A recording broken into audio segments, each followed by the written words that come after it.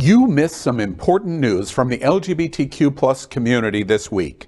To ensure you are current, we are recapping that important news. Here's what you may have missed. Tampa Pride loses more than $100,000 in sponsors over DeSantis threats, while parade and festival sold out. For much of this century, gay pride was literally banned in Tampa's Hillsborough County as infamous County Commissioner Rhonda Storms led a vote to adopt a policy in Hillsborough County government to abstain from acknowledging, promoting, or participating in gay pride recognition and events. Little g, little p. That's an exact quote. It passed effectively banning all sanctioned pride events from Hillsborough County. Storms then added an amendment to complete the erasure of the LGBTQ plus community by requiring a supermajority to repeal the ban. It took more than a decade to reverse that hate. The LGBTQ plus community thought it was the worst attack they would ever see. That was until 2023, and along comes Governor Ron DeSantis. In an exclusive interview with me, Tampa Pride's president, Carrie tells a chilling tale about the attacks from Tallahassee on Tampa Bay. But he also has lots of news about the success of Tampa Pride's event that is coming up the last weekend in March.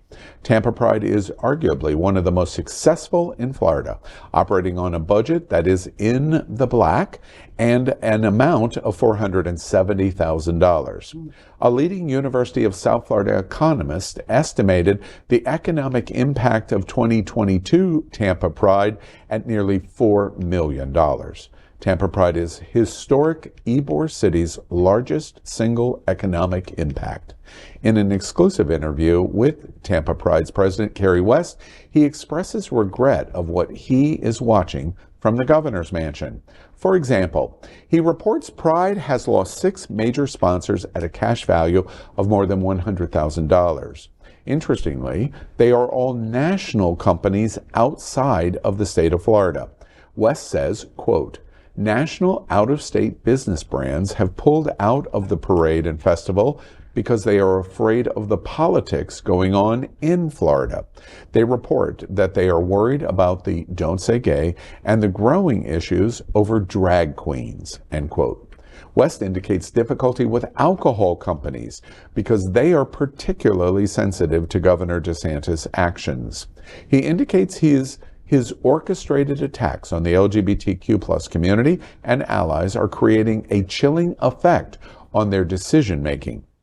He says, quote, "The director of one alcohol sponsor said that if Governor DeSantis can take on Disney, he could become president and then he can take on any business, including ours," end quote. West also reports that the governor's office is threatening Pride in other ways. As example, Tampa receives a $30,000 grant from Florida's Department of Cultural Affairs, and when the political arms of state government realized the state was supporting a gay organization, an inquiry was launched and initiated as to why. While Tampa Pride is fully funded through this grant in 2023 and in 2024, West says he is concerned about what is going to happen next. Tampa Pride has received threats and official letters. A sample of one was shared by the Florida's Department of Professional Regulation that was sent to Orlando Philharmonic for their RuPaul Drag Race Christmas show in December.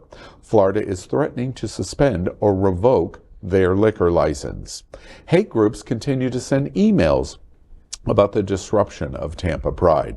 One hate issue we can confirm at Queer News Tonight: drag queens cannot and will not be banned from Tampa Pride. Rumors have persisted for weeks that this would be the occurrence stemming from Florida Department of Professional Regulation going after the liquor licenses of Orlando Philharmonic, Broward Center for Performing Arts, Our House here in Miami, and others. In fact, Tampa Pride may be a model for other organizations in Florida. Pride has gone on defense by having the alcohol-connected day and night events at the historic Cuban Club. Those events are now 18 plus aged events. About drag queens at the festival and parade, West said, quote, "There is no law against it, and it would be a fascist police state action to prevent our cherished drag community from celebrating Pride in Tampa," end quote. While the hate politics are bad, the news for Tampa Pride is actually very impressive. The festival's 160 booths are in waitlist status now.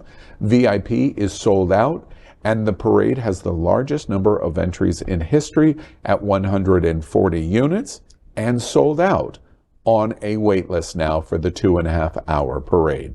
Particularly impressive when you consider these results are more than 1 month prior to the event. Cupcake will headline along with Jordan Frost, and particularly interesting news is Grand Marshal will be the legendary Peppa Mache as she will celebrate her 70th birthday at Tampa Pride. West concludes his conversation with me by saying, quote, "The governor has an agenda to create a culture war against the most marginalized in our community. This is an agenda created by Ron DeSantis to become president of the United States. It won't succeed at Tampa Pride," end quote. Well, it's interesting news. The notice that was shared to Carrie West was the copy from the state of DPR's threat to Orlando Philharmonic.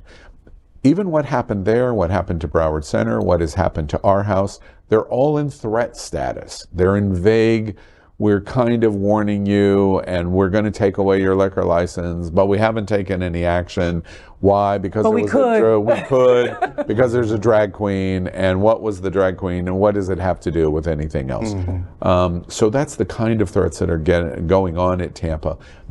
Is there a tangible effect? There absolutely is. Over $100,000 of sponsorship loss from businesses, especially out of the state of Florida, that are concerned about what's going on in Florida. He lays a case out very clearly. But simultaneously with these, and this is particularly valuable. We have Palm Beach coming, we have Miami Beach coming, mm-hmm. we have Stonewall in Fort Lauderdale and Wilton Manors coming, and others. This is another to watch closely. So there's value in what Carrie West is saying in Tampa. And Tampa, the entire state of Florida is with you. Don't forget, the entire state of Florida is with you. We love you, Tampa people. Because me and a couple people from production were there last year for Tampa for Pride, and the parade was remarkable. It was more than 2.5 hours long, okay, and it was wonderful. And I was able to speak to a lot of the locals, and they loved their Pride. They didn't have a Pride for so many years because of Miss Storm, and they're so appreciative of all the organizations that come in and do all this, to the point where they have a waiting list of people that want to get on board. I hope they'll find somebody to cover that $100,000 that they've lost because of DeSantis. And I hope that more and more national companies realize that those threats, those so-called threats that are sent out, are essentially toothless because they can't move forward. I think the fact that they're sending threats instead of actually enforcing it is saying a lot about the power of that particular rule. Basically, I think the state government's position is that I can't really enforce it, but I can threaten to enforce it. Because if you do enforce it, then there's a legal standing to appeal. And then they're going to have to justify why, you take away someone's liquor license because there's a drag show. And then you have to explain why, quote unquote, drag shows are, quote unquote, sexually explicit. That is something that the DeSantis administration cannot twist their way out of it. It's funny, and I know you want to jump in, Jamal. I just continue to point out about drag queens.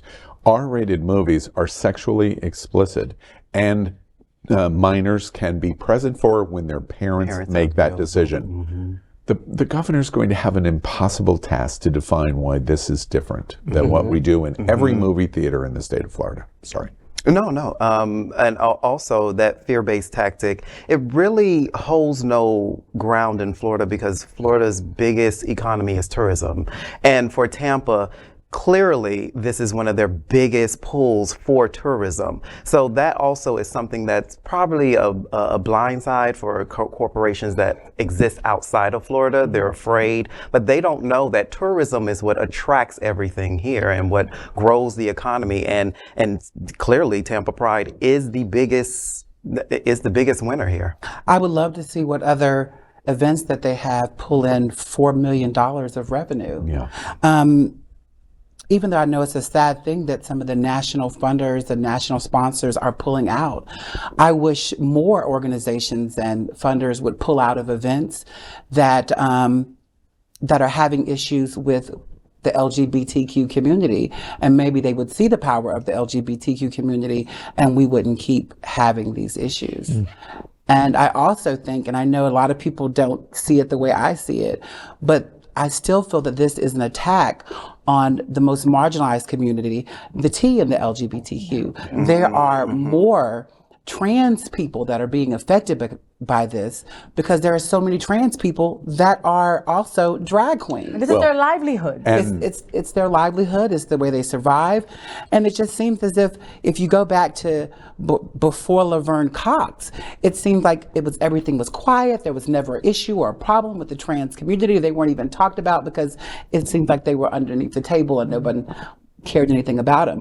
But now that the trans community seems to be thriving and they're winning awards where they're competing against cisgendered females and things of that nature, it seems like they want to kick that marginalized person and be like, you know what, we see that you're rising up and that you're taking care of yourself, but let's just give you a peg down.